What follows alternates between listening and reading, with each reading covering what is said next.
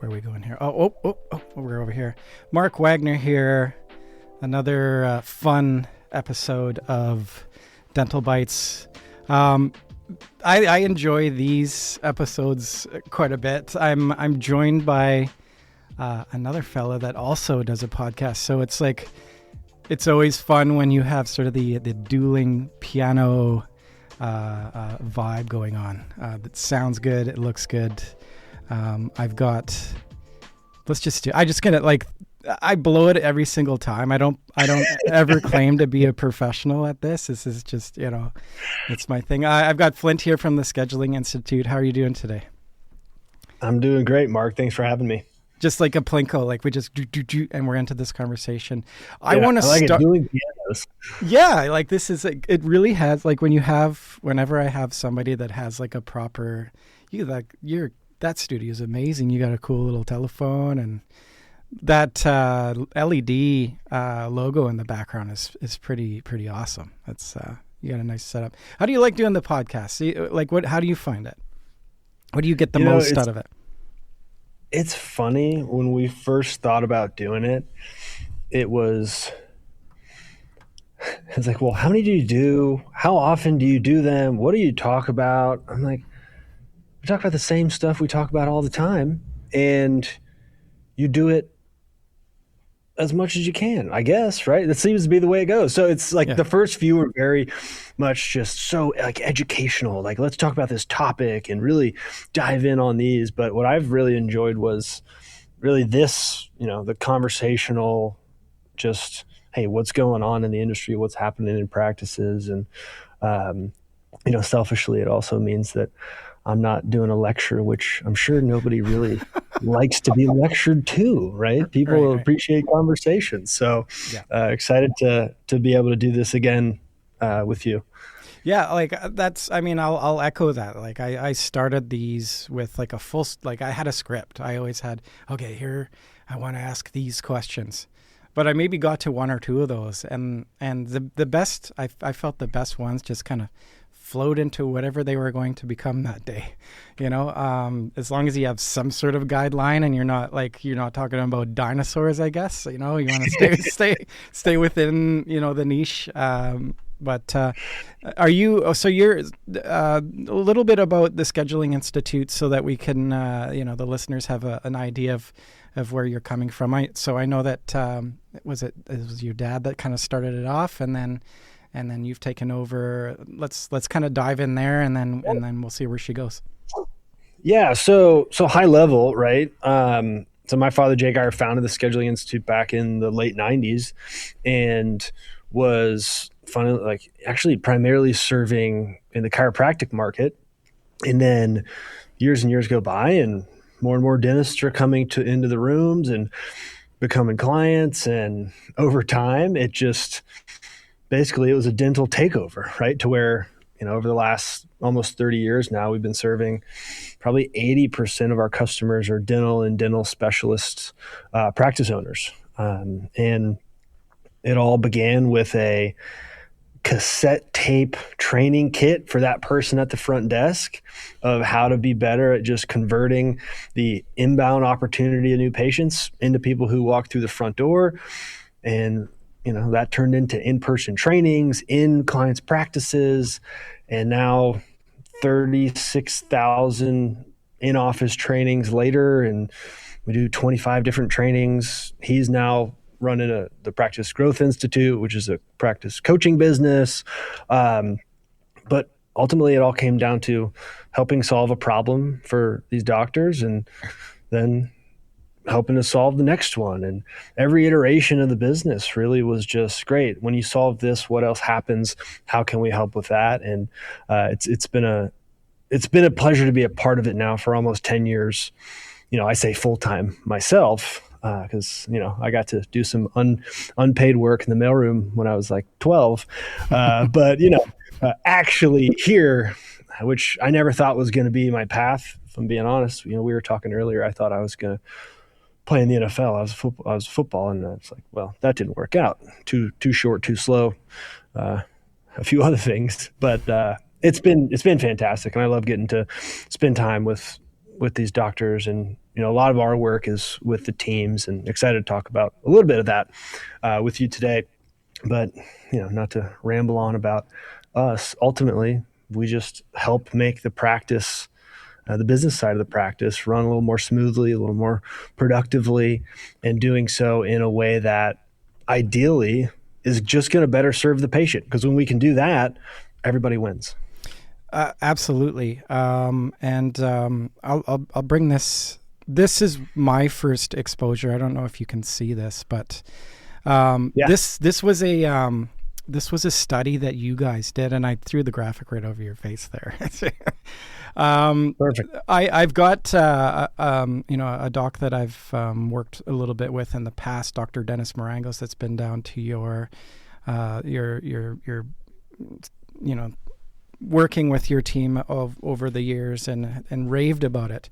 And he was doing a presentation for a group of doctors here in BC, and he brought this stat up that you guys put together. And this is kind of like, so from my perspective, I'm working sort of more on the marketing side of things. But this stat here really blew me away. And when you kind of touched on sort of the opportunity and the solution side of things, like the folks at the front of the practice, we don't really need to dive into each stat here. I'm sure that the viewers have seen those stats. Now I'll read them out in a bit here, but like there's all these clinicians spending all this time and money and energy on the CE aspect of their business to grow their scope of practice and do more cool things. But like I've been on CallRail and listened to the front end team, talking to patients calling into the practice, and it's not like, I don't want to throw shade like on that front end. Like this isn't like a poo-poo to them, but it's so cool. And I don't know that there's any other business like the Scheduling Institute out there that's doing what you guys do to empower the front end teams to essentially, we can dive into it, but it really is kind of the sales engine of the practice. It's the customer facing, patient facing part of the business. Like it's the first experience the patient has with that particular practice. It's like how they get the vibe, right? That first phone call in is mission critical, especially these days when we kind of backtrack and talk about the marketing aspect. Like if folks are the patient calling into the practice doesn't get a response within an X amount of time, they're flipping down the list. And whether or not you're the right practice for them, people are all about like now these days. So how do you navigate that, especially with, I walked through some of these practices, and Dolores has been there for 40 years, right? How do you jump into these situations and really kind of reverse engineer and empower these folks? And obviously there's a big, I'm sure there's a big to do with like the different character types in the practice and how everybody communicates, and maybe a sprinkling of leadership in there is a big part. Where does it all begin? Yeah. I mean, gosh, you hit on a ton there. And I think you could take it away from here, Flint. Yeah. Well, I want to kind of, I'll pop around, right? So I think when you do the marketing component to it, right? And for a long time, because when my father started the company, he was the marketing director in a multi-location clinic. And so, I always joke whenever I get a chance to speak in front of a group of doctors, it was like literally like new patients had to go into that practice, or like I didn't get baby food, right? So like essentially when I was an infant, right, the sustenance was paid for by new patients. And so the fact that now I'm here today and doing a New Patients Now podcast and all this stuff is just kind of a funny full circle thing. But his whole discovery was, you can do all the marketing in the world, but marketing doesn't just deliver patients through the front door, right? And that moment, to your point, that's the magic moment. It's how do you get that person who generally knows that they need what you have to offer to just cross the threshold of the front door? Because that moment, there's some really predictable economics of when that person literally just walks through the front door for the first time, you can predict roughly what they're going to spend with you over time. But that number is so just uneducated in the industry because we're so focused on what's right in front of me, right? I know, if I were to ask a doctor, hey, what is the average Invisalign case in your practice, right? They know it, right? Yeah. So if a patient is a candidate and they offer it and the patient says no, right? Like I feel that visceral, like, that sucks, man. Like that would be great for them. It's going to get them a great result. And it's $4,500 that could have come into the practice that didn't. Well, that same feeling, that same level of intentionality just doesn't really exist in many practices, really most practices around, well, what about that person who wants to come into the office that never makes it through the front door? Because it's probably in the neighborhood of $3,000 to $3,500 US just when they walk through the front door of what they're going to spend on average over time. And yeah, some people won't spend a lot, but some people will spend tens of thousands of dollars over time. I heard some stat like $60,000 over a lifetime. So it can be. It's totally possible, right? Yeah. So we try and be pretty conservative with it because, if you know this as well as I do, right? If you're in the marketing space, you're like, patients worth $60,000. They're like, yeah, right. Yeah. So we try and keep it conservative and believable, but there's just such an opportunity there, right? But it's not where the doctor spends all their time. And I think you made a great point about, Dolores or whatever the archetype is of that lady who's sitting up at the front, right? The biggest discovery, and I think what we really try and drive home is, it is not Dolores's fault that she doesn't know, number one, how important the conversation is, and two, how to really effectively have it with that prospective new patient. Like, it's crazy how many times you will listen to a call and we actually don't even know it's a new patient. Like we don't even identify that. So many practices will say, we're scheduling all the new patients that call, but if you listen to the calls, which to your point, you're doing on the marketing side, it's you can point out and say, no, that was a new patient. They're like, well, no, they didn't say, hey, I'm a new patient and I want to schedule. So, right. But again, that's just process, right? It's system. So I think it's elevating that position of, every time you do your job well, you're actually bringing in whatever, $3,000 US every time they walk through the front door. Not, hey, keep doing your job of just answering all these questions, right? Because that's when it turns into a perpetual complimentary dental Q&A hotline, which, ChatGPT exists. You don't need to be running that Q&A hotline inside your practice for free, right? Yeah, right. And I think, folks are more informed these days. And they see, especially you touched on the Invisalign thing. I don't know in your neck of the woods, but across Meta, you see these come in for Invisalign ads. Just, we're almost training our prospective patients to become shoppers. Hey, so-and-so practice down the streets offering free whitening for life as well, or whatever that might be. But how important is it to just, the whole sales, it's like a bad word, right? in the medical space. But how much is it all about just, taking care of people? These again, back to the whole clinical side of things and the oral health versus overall health conversation.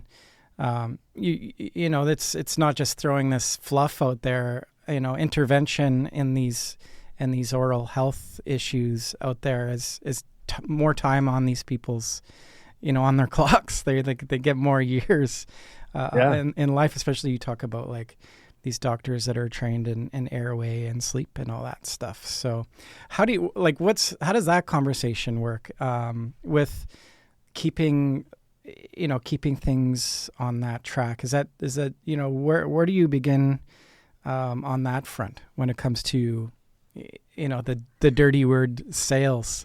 Right. Was there motivators there? Like what's successful on that front? And I think to your point, for a long time, and it's probably still the case, right? That word is it's like a no-no, right? I do think there's been a little bit of a shift to being more okay saying that in the industry. Like even in the last 10 years that I've been here, like I think it's changed to a degree, but we always see it in get a kick-ass treatment coordinator, right? And they'll just be a closer, right? It's like, well, yeah, that's a part of it, right? Yeah. And the doctor has their part, which we find most effective is when the doctor is the clinical expert in the room and then can remove themselves from the financial conversation, and we can empower somebody to do that job really well. Right. That is effective. But the problem is there's so many touch points in the patient experience before that moment that are not sales, but they are, right? It's what is the experience and the psychological, I hate to say setup because that makes it sound negative, but what are we doing to ethically influence this person to make a decision that's best for them? Yeah. Right. And that requires, it starts with the tone the first time you call and feeling like the person on the other end cares whether or not you get the help you're looking for. Or if they're doing some phony, overly warm greeting, right? Yeah. It's funny, you can have both. But then what happens when I walk in, right? Does it feel as if I was prepared for when I walk into your office? Or does it feel like every other practice I've ever been to where, the classic is the sliding glass with the paper that's halfway hanging off. And, it's sit down, we'll be with you in a second, enjoy the waiting room. Right. So, and then the news is on, and at least, I guess I've never watched the Canadian news, but here at least it's all negative. It's all negative here too. Yeah. That's how they sell it. Yeah. So it's let me watch something depressing while I sit here and wait. After feeling as if I was not prepared for in any shape, form, or fashion. And this is all happening accidentally, right? This isn't, no doctor and no team in practice is doing this on purpose. It's the dissonance that gets created over time of going into the same office every day, over and over and over again, doing your job, treating the patients, right?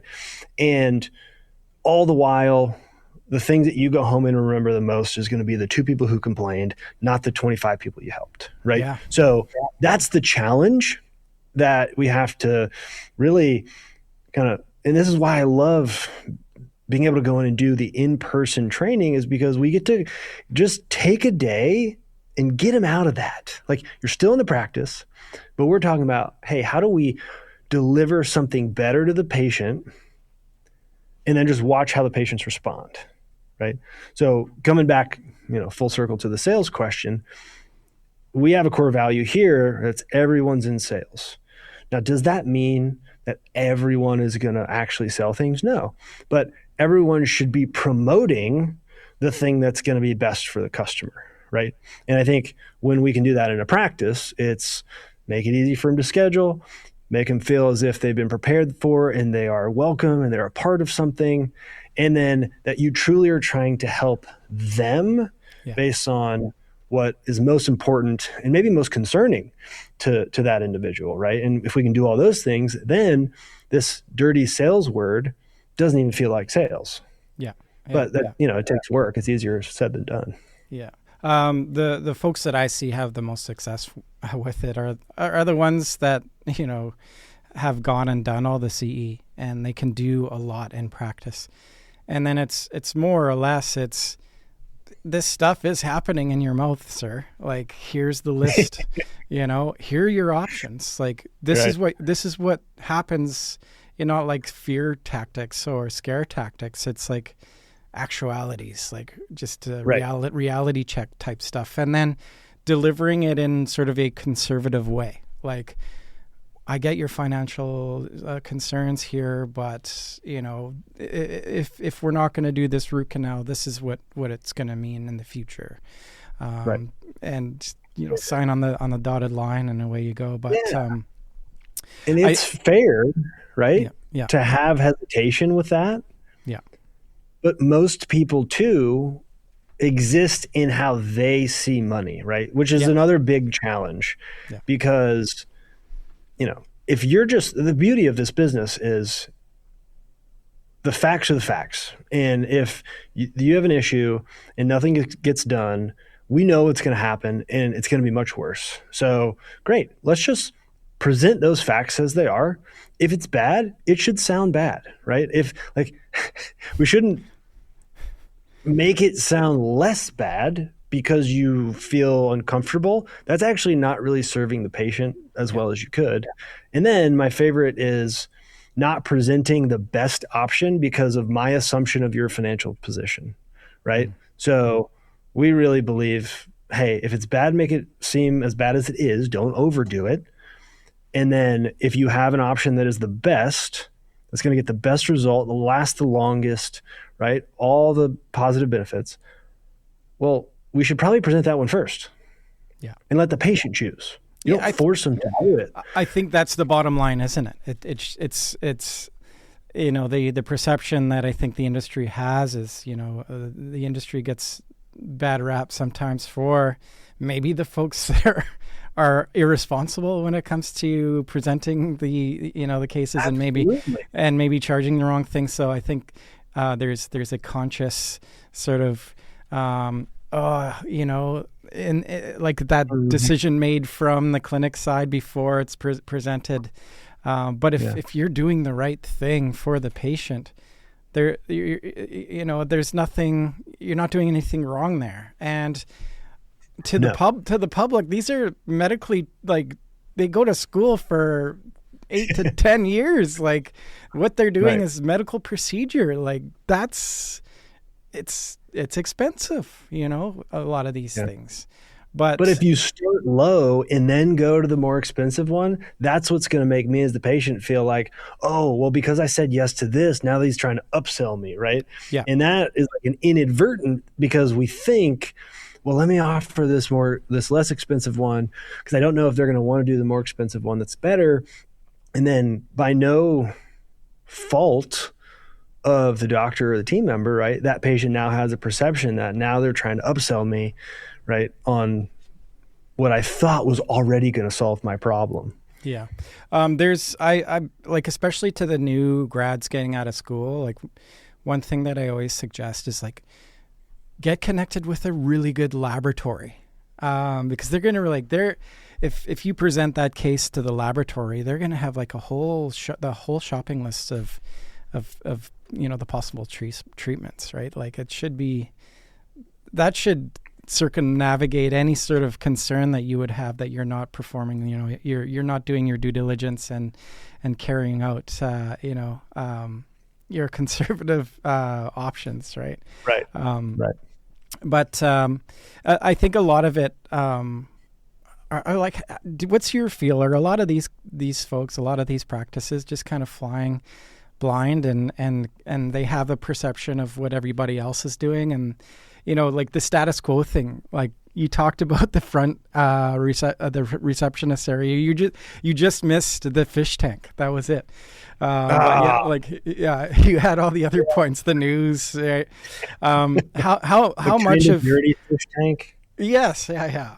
How much of it is just that's there? Everybody just kind of maybe falls into a groove, right? They just fall into what they understand to be that's the way.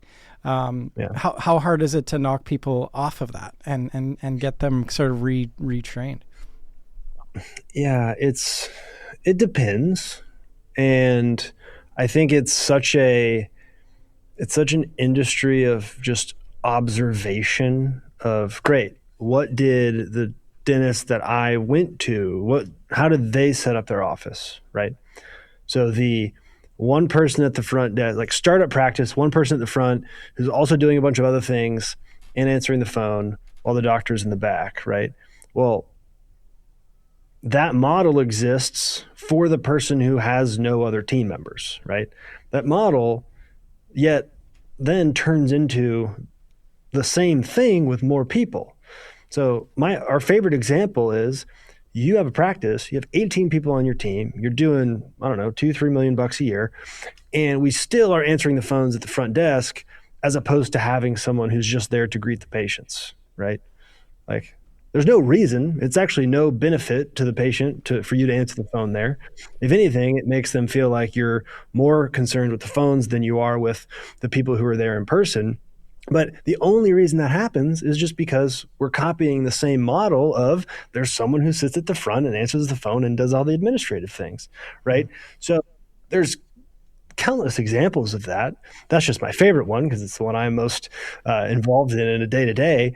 And I don't think people spend enough time in other offices, right? If I have a room of 50 doctors and I ask this question almost every time, it's like, hey, how many offices have you been in? Right? So did this a month and a half ago, maybe. And it was like 2, 3, 4. And I was like, first of all, so if it's 2, it's the one you went to as a kid and it's yours. Like, that's crazy. Right? You were the same one for your whole life. And then you became a dentist. Like, yeah.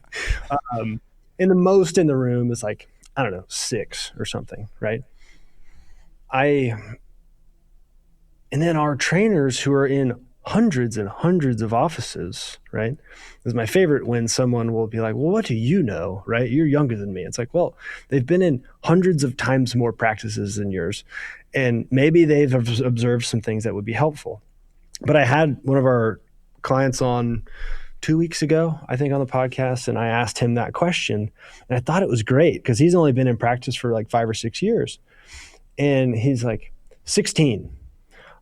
He worked in 16 practices before he opened his. That's got to be super helpful, hey?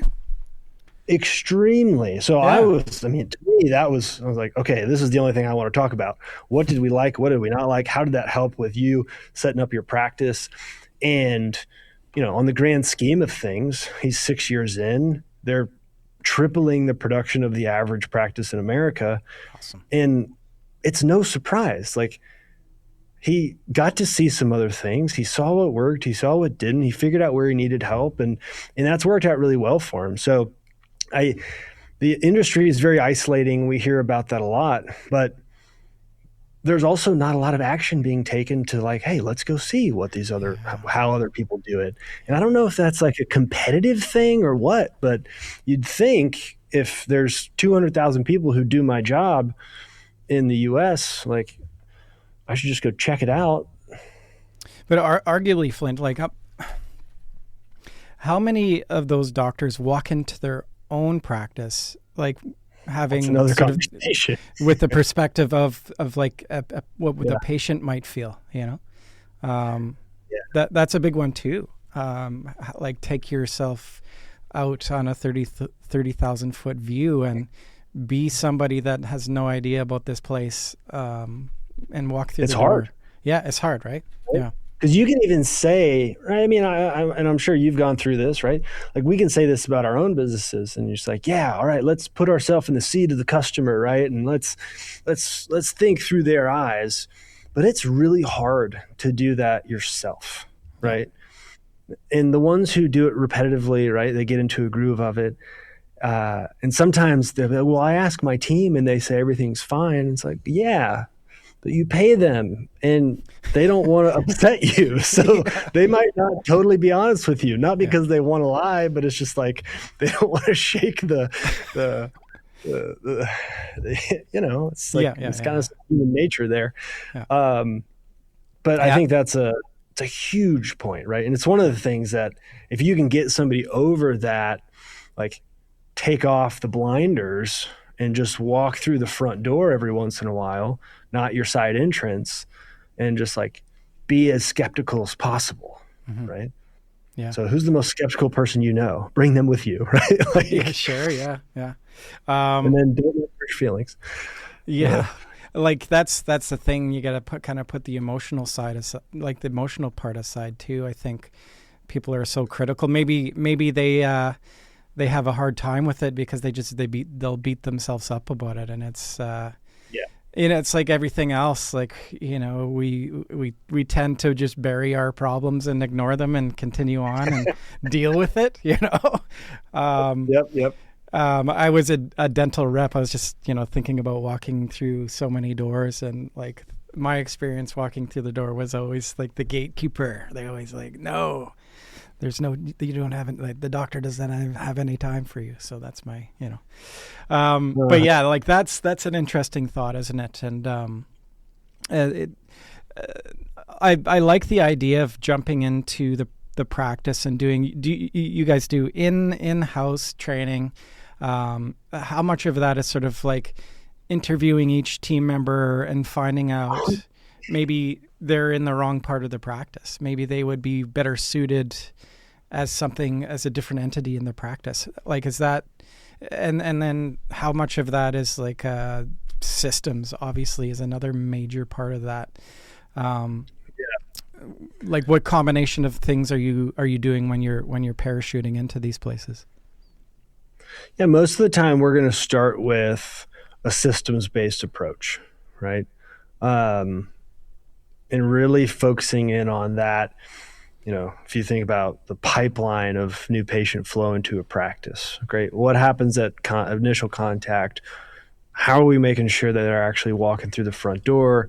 What's happening then? And those are full team processes, right? Because everyone touches that experience in a way. And you want to get, like, our first challenge is getting everybody in there to like see themselves as being in the new patient business. Because without a consistent flow of new patients, practices eventually shrink, plateau, or unfortunately go out of business, right? And we don't feel like that all the time, right? Planet DDS, who obviously is mostly DSOs, they just came out with a 8,500 location study, and it was the big takeaway was there's a split. There's practices who are growing, practices who are dying, and then there's just like this middle ground, right? And the number one thing that they pulled out of the practices who were growing at 14% plus a year was a consistent flow of new patients into the practice. But for the solo practice, solo doc, thinking that means they have to see all the patients themselves, right? There's almost like that blinder of, wait, no, that means more work and I already feel like I'm overworked, right? So a lot of what we have to do is go in and help simplify some of their systems to where they can do more with the time and the people and the space that they already have. And then we can get into, hey, let's talk about leadership structure. Let's talk about scaling through associate development. And sometimes you can jump straight there depending on the how established the practice is. But more often than not, it's, hey, let's get some consistent systems in place and see what happens, right? Because it's going to work. The question is, when it works, what breaks next, right? Yeah. And how do we pinpoint the next opportunity? Because a lot of times we don't know how big of an opportunity it might be downstream until we put a little bit of pressure to it, Sure. Yeah. There's a ton of variables, isn't there? A lot of moving parts for sure.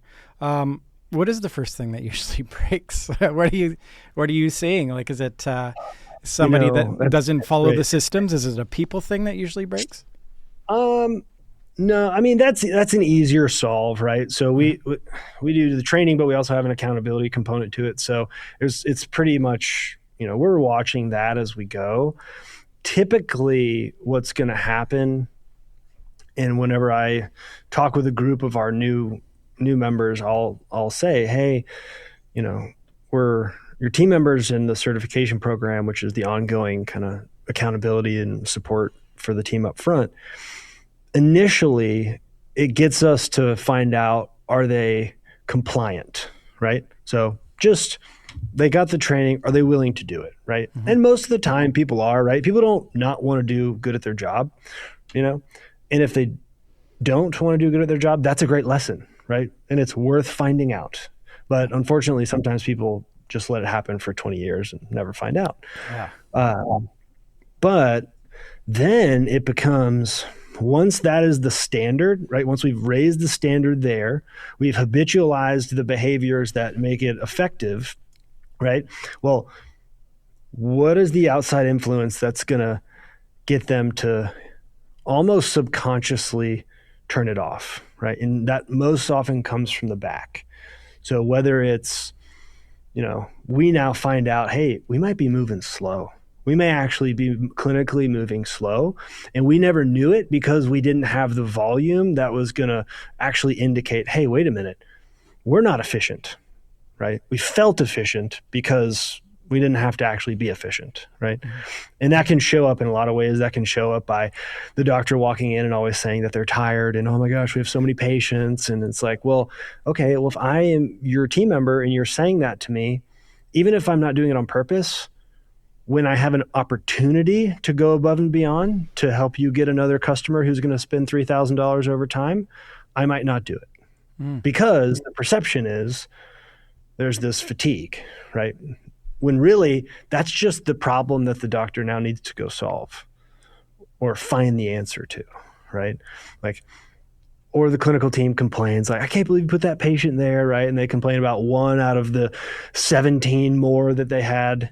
And all we hear is the complaint because that's how we operate, right? Mm-hmm. It's the negative news is always the most front and center. So in helping that doctor navigate those conversations of, hey, this is good, this is not bad, this is a growing pain. Let's talk through, okay, why is that creating conflict between the front and the back? Great. How do we solve that? Do we need to work on the efficiency on the schedule, or do we need to work on the efficiency and how quickly we're moving in the back while being able to maintain a really excellent clinical program and the experience for the patient? Right. So it can be all over the place, but most of the time when there's any significant issue, it's going to be somewhat related there. Yeah. Like I can see all sorts of, you're talking about a scaling problem, right?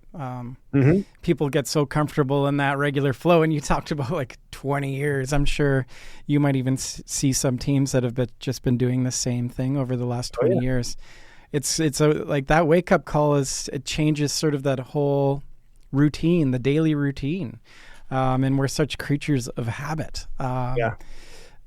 That's, and so you, like the cycle that you guys are working with folks, it's a year commitment, isn't it? I remember you were talking last time. It was, it depends on what we're going to do. So when we're going in and we're doing, team training, we have people in our university, we're coaching the doctor, right? That might be a 24-month engagement. But typically when we're coming in and we're really laying out a training plan, that's typically a 12-month initial plan. Yeah. It makes so much sense. Like you have to break those old habits, especially those. Yeah, because for me to come to your office one time, right? Like for a long time, we would do, great, you do this one training, which great. And it was like a 90-day engagement. But think about someone who's been doing something the same way for 15 years. Oh, yeah. And then we're going to change that, dramatically change the result, and they're going to stick to it, right? Like the likelihood of that happening is just not very high based on human behavior. So like it still worked for a long time, but we've just found that building in the ongoing accountability component and the support for those team members or any new hires or any turnover, right? It kind of pre-solves a lot of the other issues that we've seen over the years. How do you get teams excited about it? That must be a big part of it too. Is there any incentive? Yeah. Is there like points or rewards, or what are you putting there? Like, all of the above. So, number one, I mean, our training team is fantastic. Like they do a really really good job of setting those days up to be, hey, this isn't about what's being done wrong. This isn't about like pointing out like something that's wrong with you. This is about, we all want the practice to be successful because that creates opportunity for all of us, right? Yeah. And if we serve the patients well, we can do that. So let's work on some ways to just improve that today, right? And then we spend a lot of time on why we're doing these things. Like when we come and do a training, we're not going to just dive right into the content, which I know some people are like, can we just do this in 4 hours and just give us the content and move on with our day? It's like, no, that's not what it's about. Yeah. It's not going to, like we could, it's not going to work. And then you're going to come back and say that it didn't work. And so I don't want that for you or me. Yeah. Right. So first we need to break you, right? Yeah. Like it takes the why, it takes the how, and then it takes some significant live role play so that you can actually go and do it with the patient tomorrow. Right. Yeah.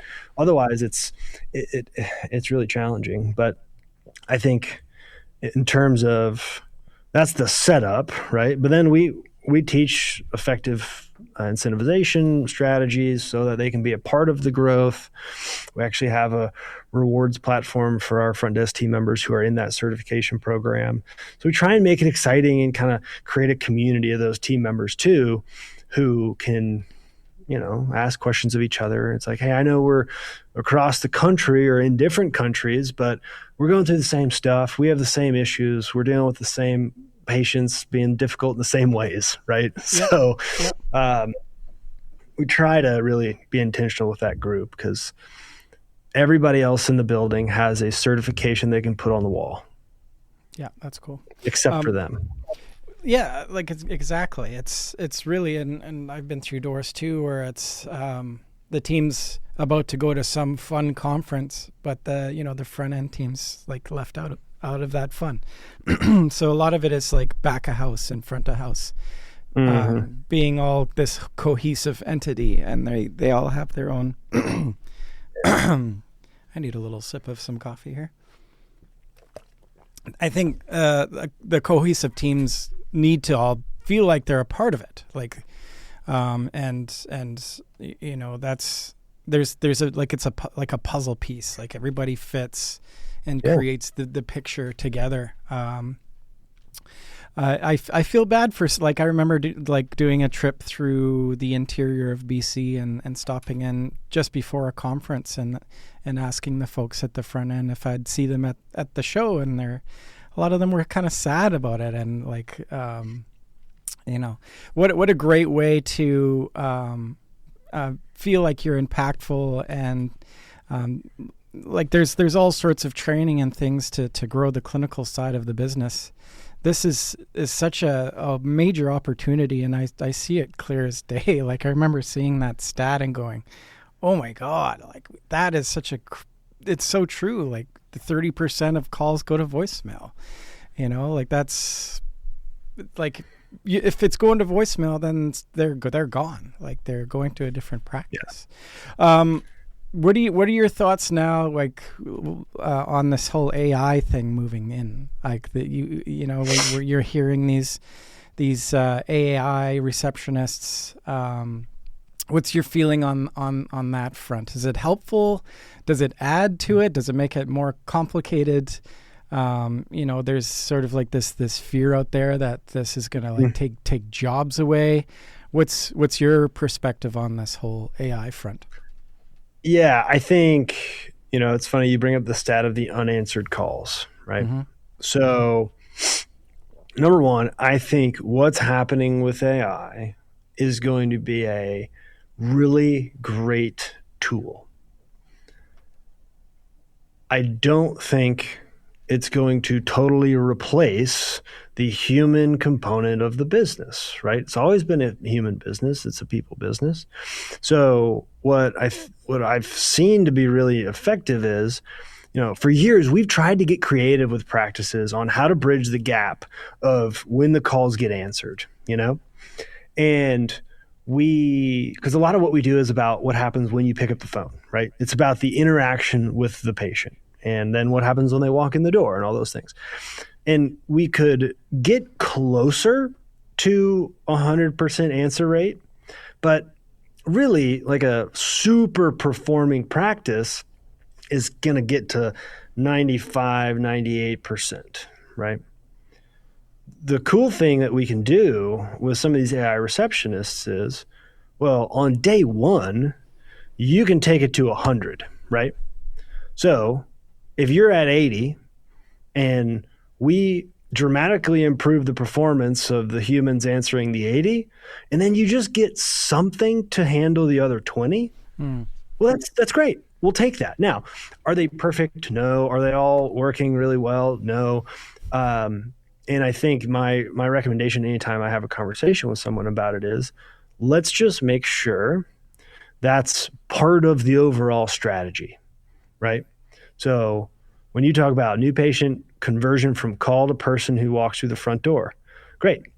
That's just one of the tools we're going to use. To think you're going to 100% switch over to that, I think is probably a little quick. I don't think they're going to handle everything well. Some people will get real pissed when they're like, wait a minute. Can I talk to I want to talk to a human, right? Yeah. Right? So in the idea that I think will be really effective is like this idea of excellent human service empowered by that technology. Yeah, right. So we want to, and the standard has to be the standard that's set for the people. And if we're going to apply those tools, then you want to make sure that it's being trained to the same standard of the people. So I have one consistent experience, because, if it's dramatically different or worse, then you have to ask the question, well, is that any better than the voicemail? Right. Yeah. For some people, maybe, but at the end of the day, I think it comes down to the consistency and how intentional are we that the tool is going to help in the consistency of excellence, or are we just trying to kind of band-aid a problem? Yeah.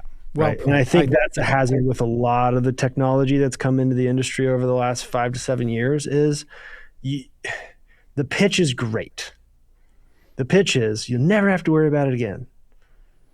And unfortunately, dentists they love a good pitch. You'll never have to do about it. You'll never have to do it again. Right? Yeah. Scanners, lasers, technology, patient communication platforms, AI receptionists. It's all the same. Yeah. If you leverage it, they're great. If you think it's going to solve your problem without having to actually make sure the structure is correct first, it's not. And then you're going to be frustrated again. It'll be no different, right? So that's my long-winded answer. I love it. And I love the long-winded. I'm the same. I'll go off on a tangent and then go on another tangent. It's exploring the thought. But I fully agree with you. I think, to add to that, it's like a tool is a tool. And it's as good as the user uses it. If you think of carpentry, you can hand somebody a hammer, it doesn't mean they're going to be an amazing framer. There's you have to learn how to learn how to use it. Not how it works. I busted my thumb up, you know what I mean? Over and over again. So I love that. It's all about building good systems, and this technology kind of goes in place. But it's got to be sort of a part of that living and breathing entity. It's got to be it's got to be trained to answer in a way that the humans would also answer that call. Right. So and if you're going to treat it like a team member, right? Even for the people who have the dream of it's going to replace a person, well, then you should probably still treat it like one. Yeah. And give it the same amount of energy to make sure it's productive. Right. So I think the fallacy is you can just turn it on and move on with your life. Yeah. I mean, pushing against technology too is a slippery slope, right? We're not riding horses anymore. I don't know about what's happening in Atlanta, but here in Vancouver, we drive cars and we can fly now. Yeah. We got cars. They're huge, man. Yeah. This has been awesome. I'm gonna leave you to it. I feel like we should have this conversation again. There's so much that we can touch on, especially I think we should have a session where we just dive into talking about how the marketing and the front end just connect and just talk about just that. Yeah. I feel like that would Great. be a good one. But how would one get started with your amazing service? Yeah. So, I mean, the easiest thing to do is if you just go to schedulinginstitute.com, there's a big red button right in the middle. It says take the 5-star challenge.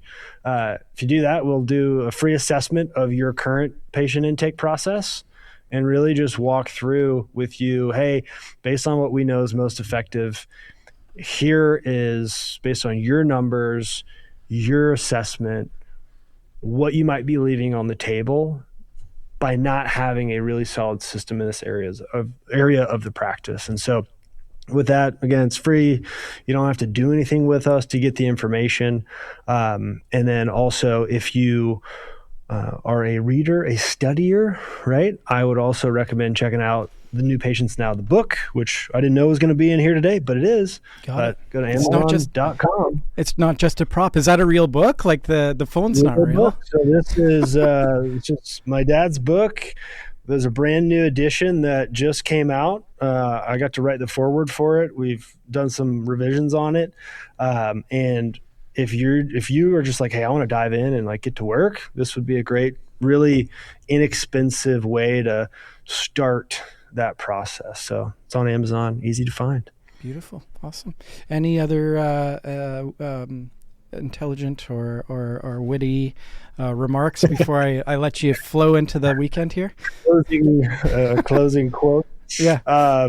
No, I mean, I appreciate you having me on, Mark. It's a pleasure. And, it's always a good sign when almost an hour goes by pretty quick. So yeah, I appreciate you. And hopefully the listeners get some good stuff out of today. Absolutely. And again, and all my listeners, like, start with this. This is foundational stuff. Like, this is, your team is who you build off of. So you take care of your team, they'll take care of your business. And that's my kind of final thought on it. And then, man, oh man, I'm a huge fan of what you guys are doing. Awesome. Well, thank you, Mark. A fan of what you're doing. I try. All right. See you later. Awesome. See ya.